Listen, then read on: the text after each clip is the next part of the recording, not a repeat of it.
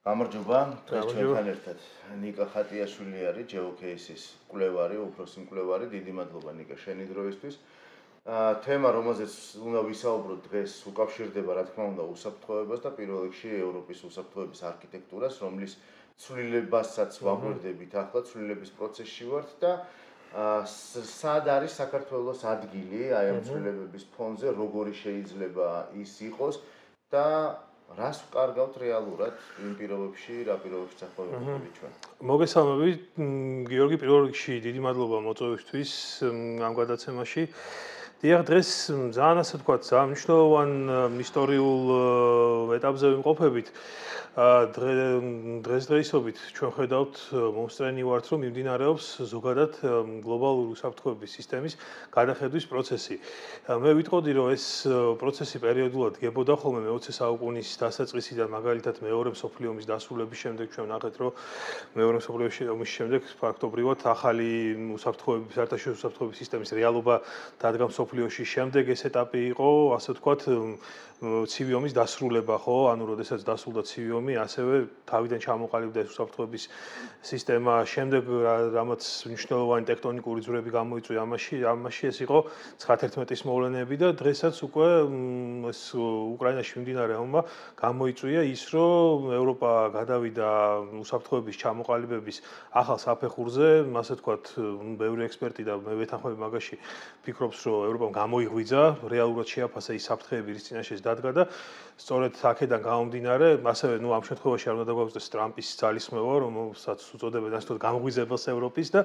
ზუსტად ამ მოცემულობაში ჩვენ ხედავთ, რომ მიმდინარეობს აქტიურად ევროპული უსაფრთხოების არქიტექტურის თავით ვიტყოდი, რომ განვითარებას, თავიდან ჩამოყალიბებას, თუმცა ამასთან მოყვება პრაქტიკული ნაბიჯების და არის მხოლოდ ეს რაღაც თეორიულ ჭრილში განხილული. რაც შეეხება საქართველოს ასპექტს, საქართველოს რა თქმა უნდა თავისი გეოპოლიტიკური მნიშვნელობიდან გამომდინარე ძალიან მნიშვნელოვანი როლი უკავია მომავალი ევროპული საფრთხოების არქიტექტურაში, თუნდაც შუადერეფნის როლის კონტექსტში, თუმცა ამ როლის დასამკვიდრებლად, რა თქმა უნდა, საჭირო არის რიგი ნაბიჯები და ასე ვთქვათ, რიგი მნიშვნელოვანი ღონისძიებებისა, რომ ჩვენ არ ჩამორჩეთ, ასე ვთქვათ, ამ პროცესს და გავხდეთ ამ პროცესის მონაწილე. რა თქმა უნდა, ჩვენ განვიხილებით შავი ზღვის კონტექსტში ყველაზე კარგად, თუმცა შავი ზღვა მთლიანად განიხილება უკვე ევროპის უსაფრთხოების კონტექსტში და ჩვენ სხვათა შორის ბოლო თვეების განმავლობაში ნახეთ არაერთი მნიშვნელოვანი დოკუმენტი, სადაც ასე ვთქვათ, შავი ზღვის მნიშვნელობა მნიშვნელოვნად გაზრდილი არის, ასევე ჩვენ გვახსოვს, რომ დაახლოებით 2 თუ 3 წლის წინ ამერიკის საკანონმდებლო ორგანოში განიხილებოდა რეზოლუცია, რომელიც ავალდებულებდა აღმასრულებელ ხელისუფლებას, რომ შეემუშავებინათ ახალი შავი ზღვის, ახალი არა, ზოგადად ახალი დოკუმენტი შავი ზღვის რეგიონთან მიმართებაში, თუმცა სამწუხაროდ მაშინ რიგი ტექნიკური პრობლემების გამო ეს რეზოლუცია ბოლომდე არ მივიდა, თუმცა დარწმუნებული ვარ, რომ ამერიკის ინტერესებიდან, საგარეო პოლიტიკური ინტერესებიდან გამომდინარე ეს დოკუმენტი საბოლოოდ მიღებულ იქნება ამ ადმინისტრაციის ხელში. შესაბამისად, ხო, აი ამ ჩვენ ხედავთ, რომ ეს პროცესი ძალიან დინამიურად მიმდინარეობს, თუმცა საქართველოს კონტექსტში ჩვენთან არსებული სიტუაციიდან გამომდინარე, ჩვენი თქვა საერთაშორისო ურთიერთობებიდან გამომდინარე, ჩვენ მაინც და მაინც ვერ ვახერხებთ, რომ ასე ვთქვათ, გავხდეთ ამ პროცესის სრულფასოვანი მონაწილეები და ჩვენც ასე ვთქვათ, ის სარგებელი მივიღოთ, რა სარგებელიც მოაქვს ამ მთლიან პროცესში. მოდი მივყვეთ, ხო? მოგებათ დავიწყოთ შავი ზღვით. როგორ ფიქრობ, როგორი უნდა იყოს შავი ზღვის უსაფრთხოება, ან როგორ წარმოგიდგენია შავი ზღვის უსაფრთხოება იმ ფონზე, როდესაც რუსეთს ოკუპირებული აქვს, მაგალითად, საქართველოს სანაპირო ზოლის 200 კილომეტრიანი მონაკვეთი, ანუ აფხაზეთის ტრავერს გულისხმობ და პლუს ყირიმის ნახევარკუნძული, აზოვის ზღვა, რომელიც გამოსასვლელი აქვს აქეთ და ასე, ანუ მთელი აი ეს ხაზი, აი ამ ხაზის დეოკუპაცია, ან საერთოდ მომავალი როგორ წარმოგიდგენია? რა თქმა უნდა, შავი ზღვის უსაფრთხოების კონტექსტში, შავი ზღვის რეგიონთან ზოგადად საუბრისას, ყველამ ვიცით, რომ რუსეთი შავი ზღვის რეგიონს ძალიან დიდ ყურადღებას აქცევს და ის განიხილავს ამ რეგიონს როგორც სადაც თავის პირადი გავლენის ტბას. თუმცა ჩვენ ხედავთ, რომ შავი ზღვის კონტექსტში ხო რუსეთი ძალიან დასუსტებული არის, მიუხედავად იმისა, ხა თქვა ჩვენი ტერიტორიები ოკუპირებული აქვს რუსეთს, ხო? ანუ ჩვენ ხედავთ, რომ მისი შავი ზღვის ფლოტი ფაქტობრივად განადგურების წინაშე არის და სერიოზული დანაკარგები მიიღო ბოლო 3 წლის განმავლობაში. და თან მისთვის პრობლემას წარმოადგენს ის, რომ ფაქტობრივად მისი შევსება და განახლება რიგი სამართლებრივი შეზღუდვების გამო სირთულეს წარმოადგენს. შესაბამისად, რა თქმა უნდა, ხა ჩვენთანაც ჩვენი ტერიტორიების ოკუპაციაც, იგივე ყირიმის ოკუპაციაც გამოწვევარი რეგიონული საფრთხეობისთვის, ჩვენ ამას უნდა უპასუხოთ იმით, რომ მაგალითად აი ამის ძალიან ნათელი მაგალითი იქნებოდა ანაკლის პორტი, ხო, რომელიც შავი ზღვის რეგიონში მნიშვნელოვან როლს ითამაშებს, როგორც გადაზიდვის კუთხით, ასევე უსაფრთხოების კუთხითაც შეიძლება გამოყენებულ იქნას და აქედან გამომდინარე ჩვენ მაქსიმალურად უნდა ხელი შევუწყოთ იმას, რომ ისეთი გლობალური მოთამაშეების როლი, როგორიც არის ამერიკის შეერთებული შტატები და ევროკავშირი, მათი როლი და მყოფადობა შავი ზღვის რეგიონში გაიზარდოს. სწორედ ეს არის, თქვათ, რუსეთის საპირწონე, მათ შორის თურქეთის ფაქტორი ძალიან მნიშვნელოვანია ამ კონტექსტში, რომ მოხდეს რუსეთის შეკავება და რუსეთმა მთლიანი, ასე თქვა, თავისი გავლენის შესაძლებლობები არ გააძლიეროს ამ შავი ზღვის რეგიონზე. შესაბამისად,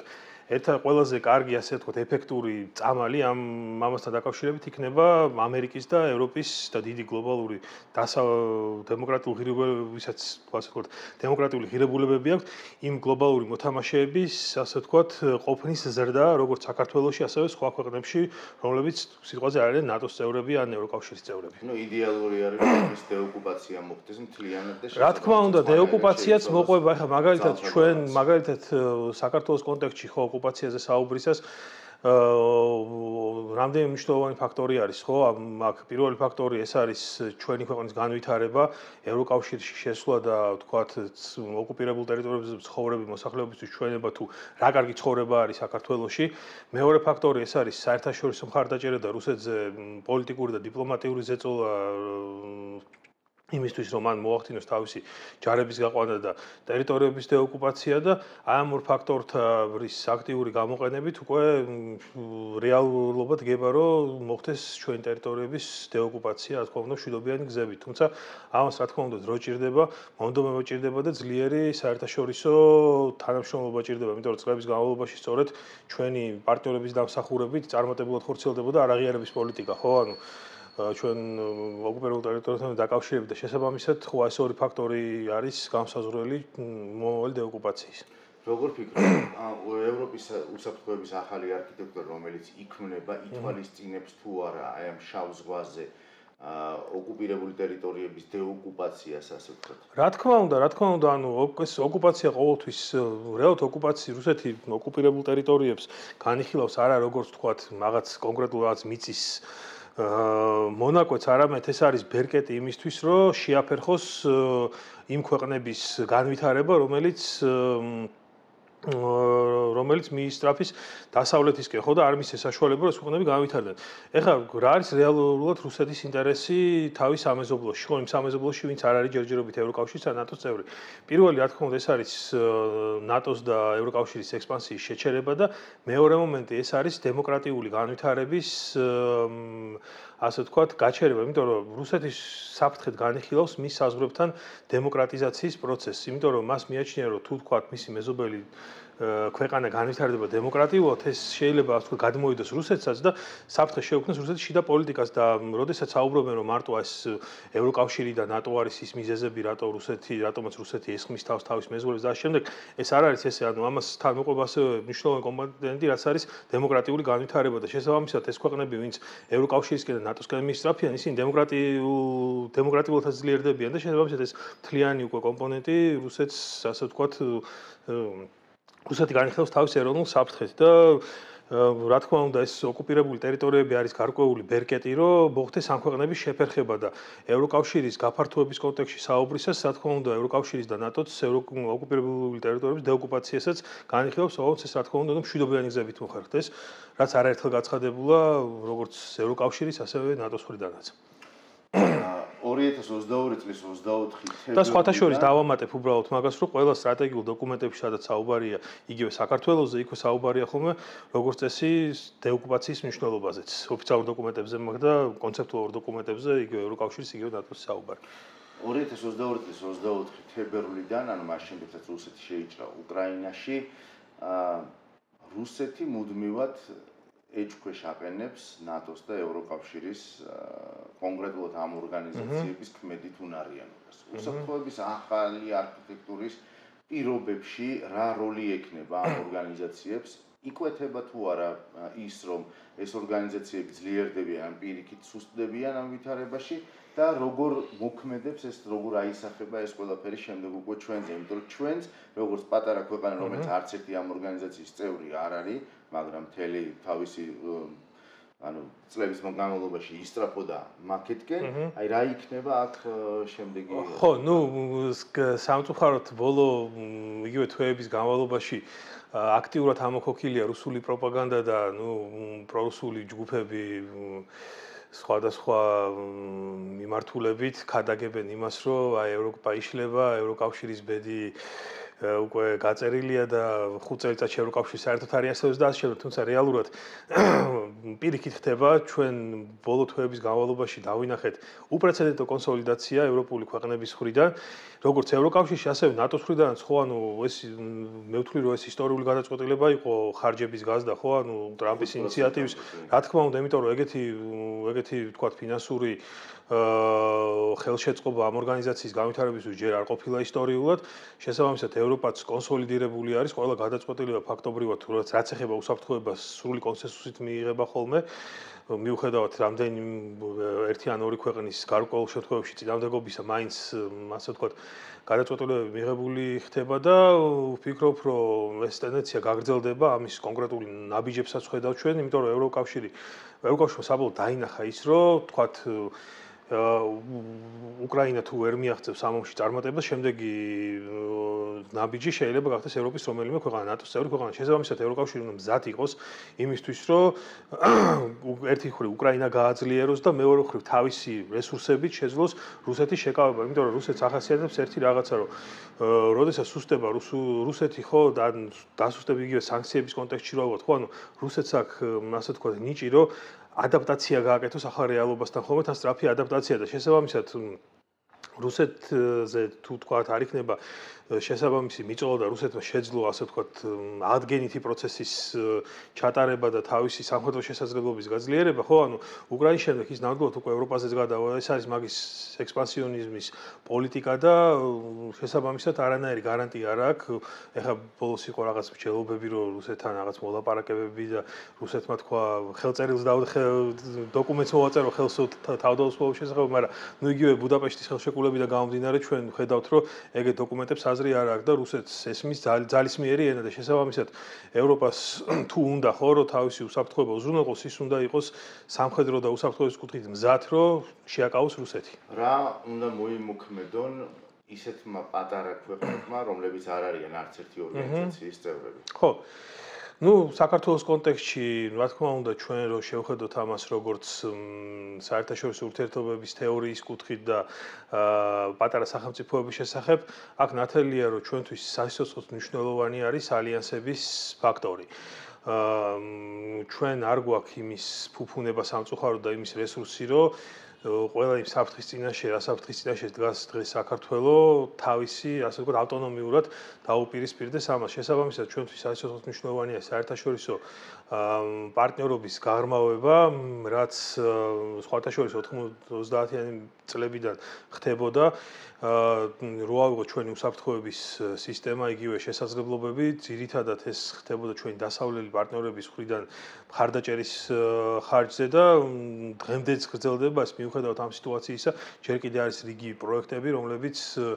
ჩვენი პარტნიორების მხრიდან, რომლებიც უზრუნველყოფენ ჩვენი უსაფრთხოების და სამხედრო პოტენციალის გაძლიერებას, თუმცა რა თქმა უნდა ეს საკმარისი არ არის. ერთი მხრივ უნდა მოხდეს, რა თქმა უნდა, ინსტიტუციურად გაძლიერება ჩვენი შესაძლებლობების, თუმცა მეორე მხრივ უნდა გაგრძელდეს მუშაობა, კი არა და დაიწყოს ძალიან აქტიური მუშაობა იმისთვის, რომ გარკვეული უსაფრთხოების გარანტიები ჩვენ გქონდეს ჩვენი საერთაშორისო პარტნიორებიდან. მაგალითად ახლა 2008 წელსაც ხო ანუ ჩვენ არ ვიყავთ არც ნატოს წევრი, არც ევროკავშირის წევრი, მაგრამ რუსეთთან ომის პერიოდში დასავლეთმა საკმაოდ ასე ვთქვათ მნიშვნელოვანი როლი ითამაშა და გარკვეულწილად შეაკავა რუსეთი, რომ ვთქვათ უფრო მასშტაბური თავდასხმა არ ყოფილიყო საქართველოზე და შესაბამისად ამ შემთხვევაში უნდა ჩვენ მივიღოთ გარკვეული უსაფრთხოების გარანტიები საერთაშორისო კუთხით და ადგილობრივ დონეზე უნდა მაქსიმალურად საქართველოს სამხედრო შესაძლებლობების გაძლიერება მოხდეს. აი შეიძლება თამამობენ ხოლმე ნახოთ მილიტარისტული ქვეყანაა და სწორედ ეს მოდელი იქნებოდა საქართველოსთვის ძალიან მნიშვნელოვანი. კარგი სურვილია, მაგრამ სახეზე აბსოლუტურად სამწუხაროდ კი ბატონო, კი. ანუ ინსტიტუციების მოშლა, განსაკუთრებით უსაფრთხოების სისტემას გულისხმობ და იმ ადამიანების სამსახურიდან გათავისუფლება იმ საჯარო მოხელეების, რომლებიც პირდაპირ იყვნენ ჩართული ნატოსთან და ევროკავშირთან ინტეგრაციის თვალსაზრისით. ანუ ამ შემთხვევაში სინქრონიზაციის ჯაჭვი ერთგვარად თითქოს გაწყვეტილია, ყოველ შემთხვევაში გარედან დაუყურებული თვალი ამას ამოიკითხავს. როგორ უნდა მოხდეს ამ პირობებში, ასე ვთქვათ,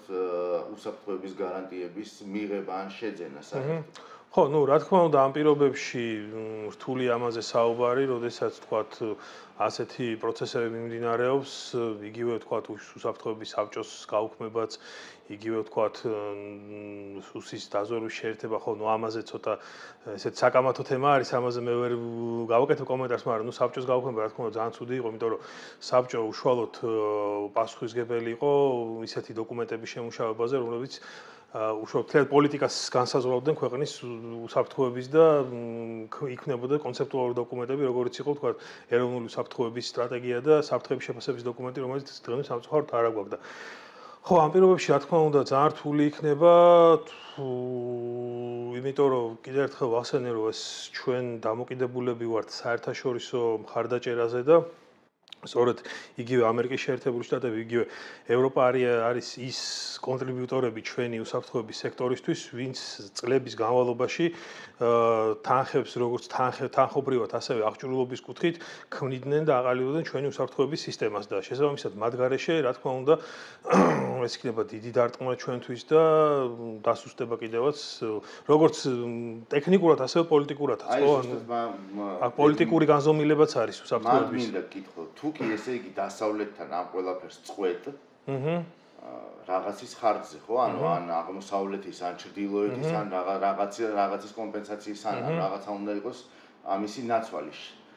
გეგულება თუ არა რომელიმე ორგანიზაცია, თუნდაც ნატოს მსგავსი ან ევროკავშირის მსგავსი, რომელმაც შესაძლოა ჩაანაცვლოს მაგალითად ეს ორგანიზაციები საქართველოს. ხო, არა, რა თქმა უნდა, ეხლა ნატო არის ის ალტერნატივა,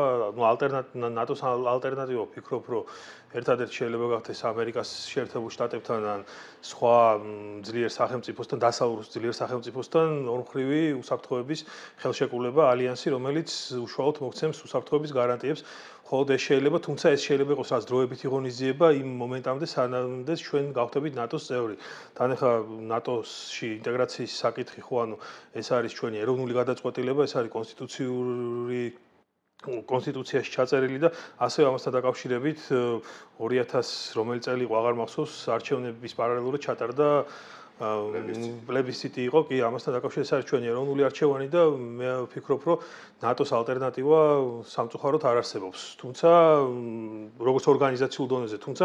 ნატოს დროებითი, ასე ვთქვათ,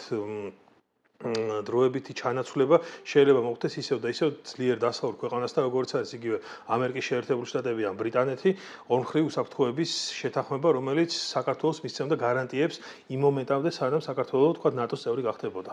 სხვა შემთხვევაში ხო, ანუ მე არ წარმომიდგენია რა უსაფრთხოების გარანტია შეიძლება იყოს შეთავაზებული საქართველოსთვის, რომელიც შეძლებს იმ საფრთხეების შეგრძკავებას, რის საფრთხეების წინაშე ჩვენ ვდგევართ. შეიძლება იყოს ეს მაგალითად ძალიან ისე გამოდის, მაგრამ რო ბჭყალებში შესაძლოა იყოს მაგალითად ძალაუფლებაში მყოფი ადამიანების მხრიდან არაერთხელ ნათქვამი, რომ მათ სურთ უბრალოდ იყვნენ თავიანთვის და არავისთვის არანაირი ნეიტრალიტეტის თემას იმასე ბჭყალებში ხო ზოგადად ნეიტრალიტეტ მით უმეტეს აი უსაფრთხოების იმ გარემოში და იმ პირობებში, როდესაც ახალი სისტემა იქნება. კი ბატონო, ხო. ანუ ამ საქართველოს ზოგადად ნეიტრალიტეტი, როდესაც ქვეყანა ხდება ნეიტრალური, ხო და ნეიტრალიტეტი ყალიბდება როგორც ასეთი, ამაზე ხდება დიდი შეთანხმება დიდ სახელმწიფოებს შორის, რომ თქვათ დაждდება იქ ამერიკა, რუსეთი, ჩინეთი და ყველა ეს დიდი გლობალური მოთამაშეები ევროკავშირი და იტყვიან, რომ ეს ქვეყანა არის ნეიტრალური და ამას ჩვენ ხელს არ ვახლებთ, როგორც უნდა ისე იყოს. ხო, ანუ ეს საქართველოს პირობებში შეუძლებელია და ზოგადად, როდესაც შენ ნეიტრალური სახელმწიფო ხარ, შენ უნდა იმის რესურსი გქონდეს, რომ მეორე ფაქტორი ეს არის, რომ შეაკავა ხო ის საფრთხეები და ეხლა არ ვიცი,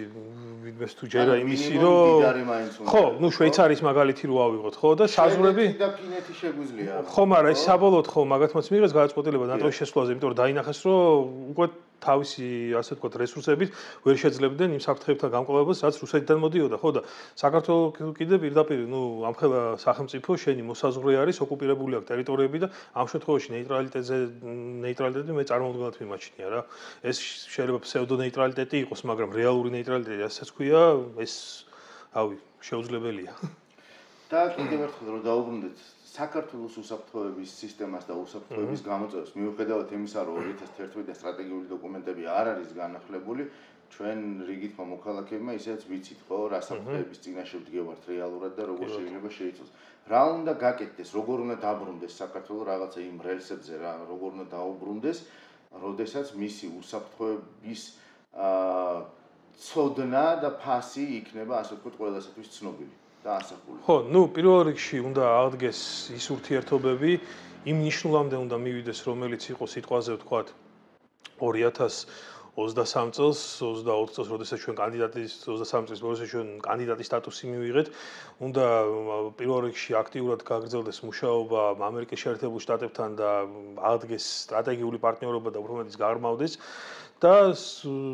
გაგრძელდეს უკვე შიდა დემოკრატიული რეფორმები, იგივე ის ვალდებულების შესრულება, რაც ქონდა ჩვენ ევროკავშირთან მოლაპარაკებების გახსნის კონტექსტში და ეს ყველაფერი თუ დაბრუნდება თავის ადგილს, მერე უკვე შეიძლება ფიქრის შემდგომ ნაბიჯებზე, თუმცა იქამდე მისასვლელად რომ ეს აღდგეს ხო ის სტატუს კო, რაც ქონდა ჩვენ მაგალითად წელიწადნახევრის წინ ან 2 წლის წინ, ეს ძალიან რთული პროცესი იქნება და შესაბამისად ხო, ანუ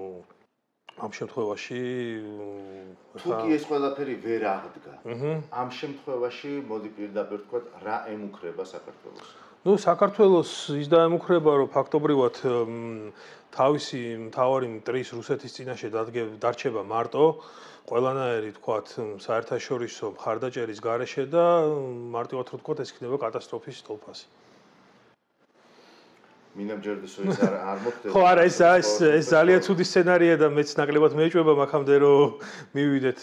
თუმცა რა თქმა უნდა, ბევრი სამუშაო არის გასატარებელი და პირველ რიგში საჭირო არის იმ საერთაშორისო სტატუს კვოს აღდგენა პირველ ეტაპზე მაინც, რაც ქონდა ჩვენ სიტყვაზე წელიწადნახევრის წინ, რომ რაღაც ათვლის წერტილიდან რაღაც წერტილზე დავდგეთ და იქიდან უკვე დავიწყოთ ნელ-ნელა რაღაც კონკრეტული ხელშესახების შედეგების მიღება. დიდი მადლობა ნიკა.